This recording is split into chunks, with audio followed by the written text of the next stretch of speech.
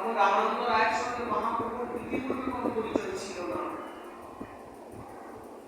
তাই রামানন্দ রায় জানতেন না যে মহাপ্রভু কোন স্তরের সাধক।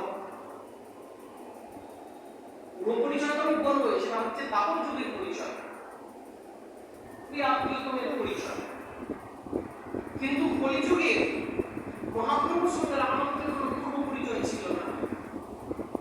তাই মহাপ্রভু কোন স্তরের সাধক রামানন্দ জানতেন না। একদম প্রথম থেকে শুরু করেছে, মহাপ্রভু জানতে চাইলেন সাধ্য ভক্তি। তিনি বললেন যে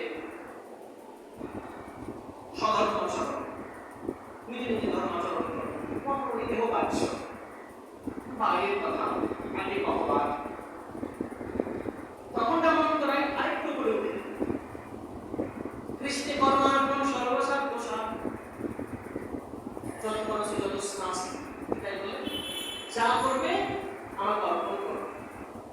তো প্রভু, তুমি যদি কোনো কর্ম করার পরে সে কর্মফল ভগবানকে সমর্পণ করে দিতে পারো, তবে তোমাকে কোনো কর্মবন্ধন মানতে পারে না। এটাই হচ্ছে স্বার্থভক্তি।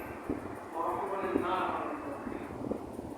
প্রভু কহে কেহ বাহ্য আগে ভগবান, রায় কহে জ্ঞান। জ্ঞান কি? প্রথম হচ্ছে জ্ঞান নিষ্ঠা। রায় কহে জ্ঞান নিষ্ঠা ভক্তি সাধুসার। ভক্তি করবে, কিন্তু ভক্তি করতে যেন জ্ঞান থাকে। কেন?